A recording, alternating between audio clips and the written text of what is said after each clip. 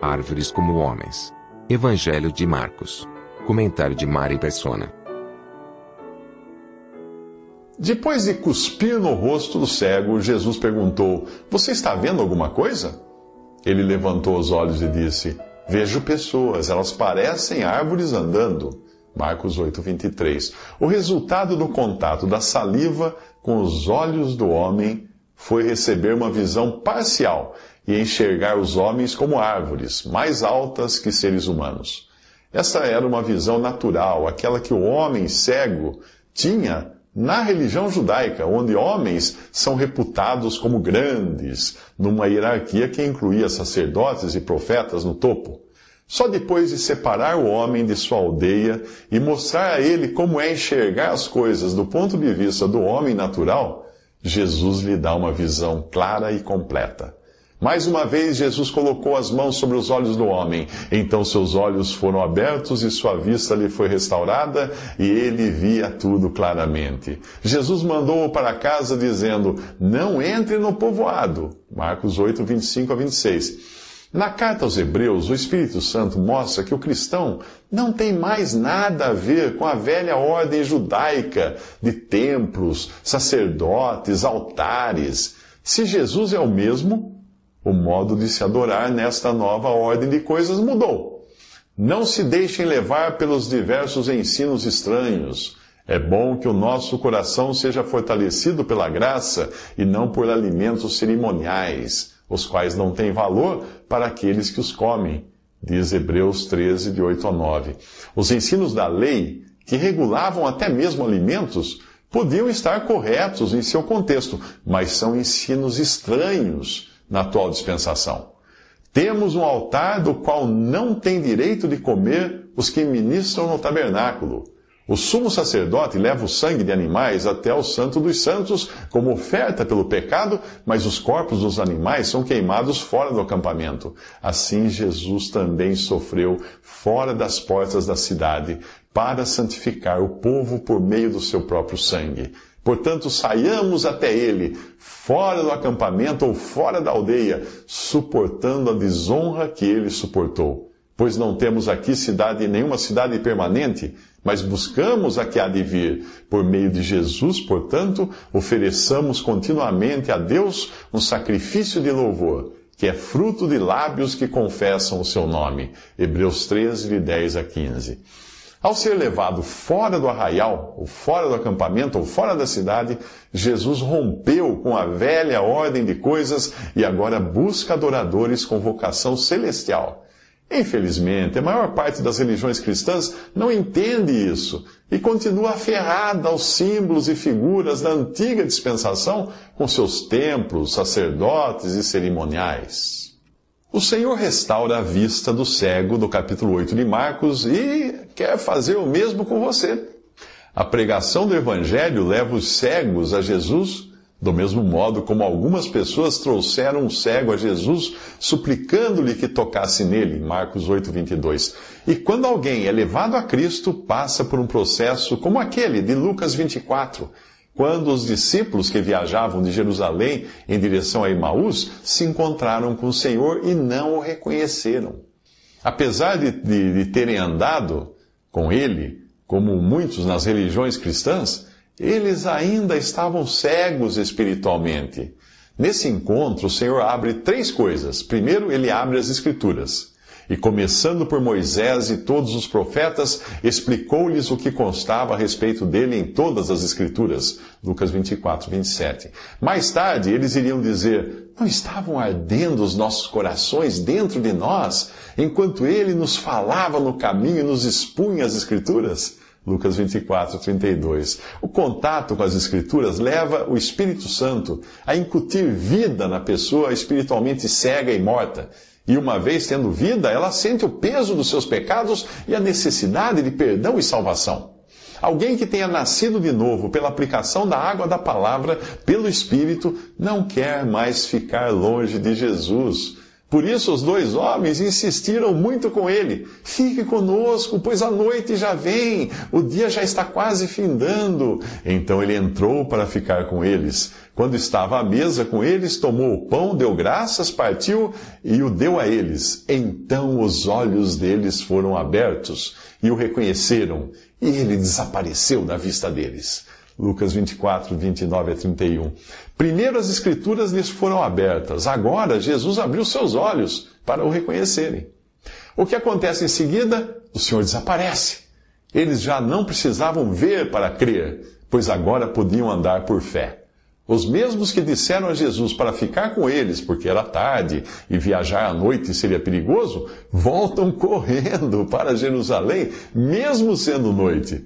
Era lá que o Senhor havia marcado o encontro depois que ressuscitasse. Eles estão contando do encontro que tiveram com Jesus, quando o próprio Senhor aparece no meio deles e tira deles todo o temor ao dizer: paz seja com vocês. Ali ele abre uma terceira coisa.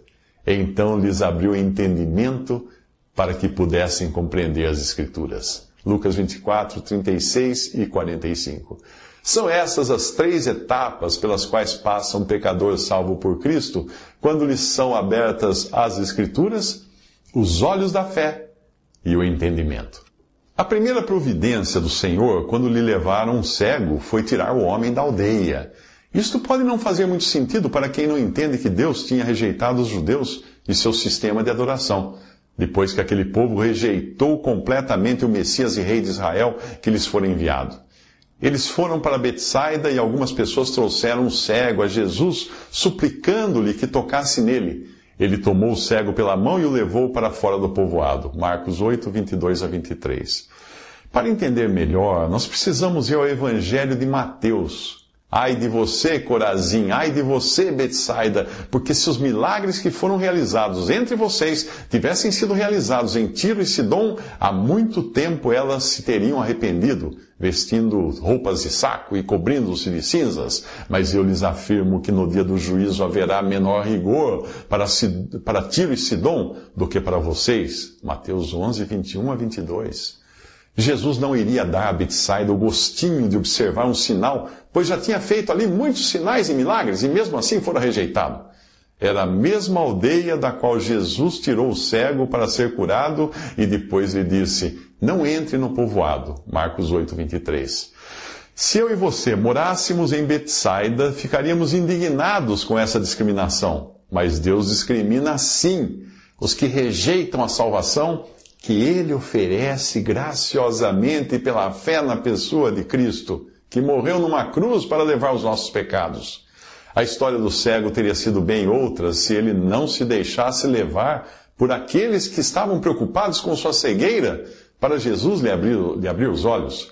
Ele não teria sido curado se fincasse o pé na aldeia, que representava todo o sistema que virou as costas para o Messias e Rei de Israel.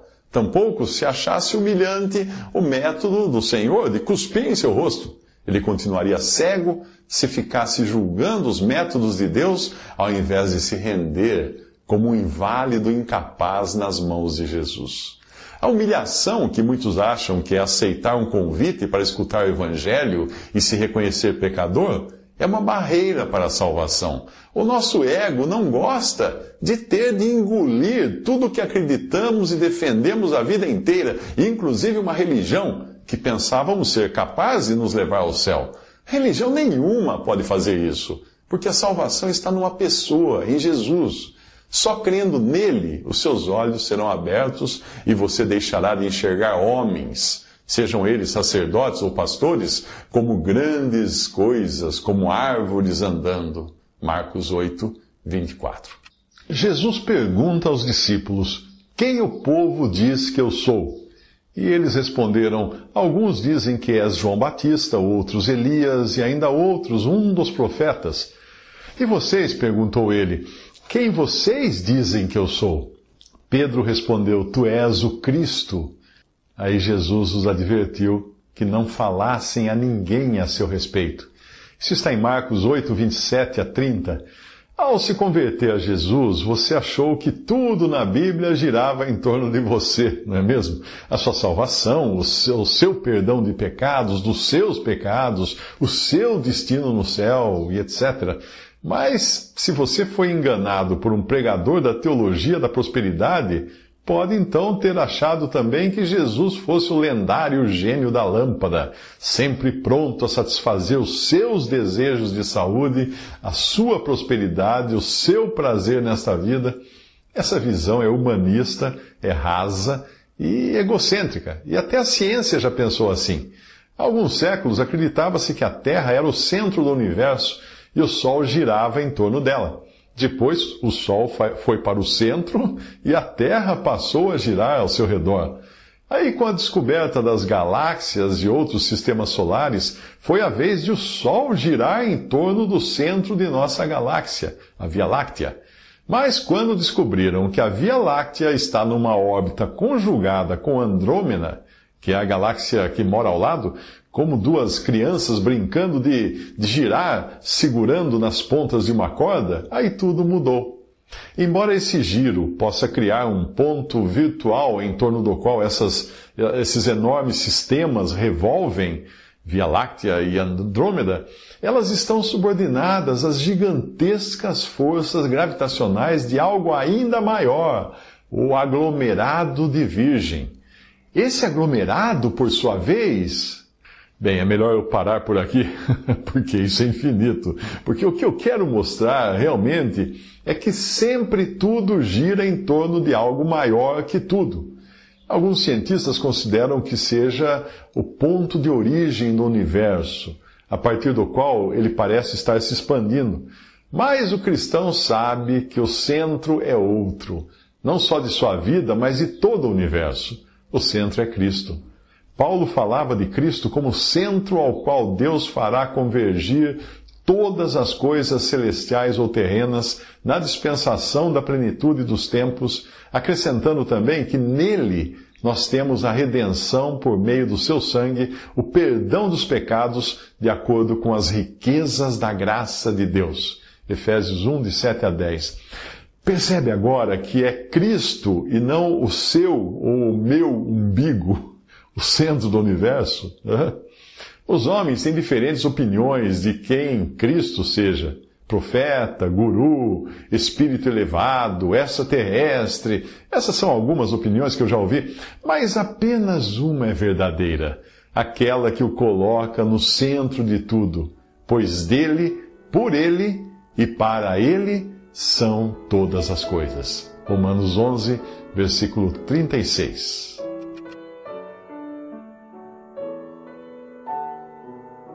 Visite Respondi.com.br.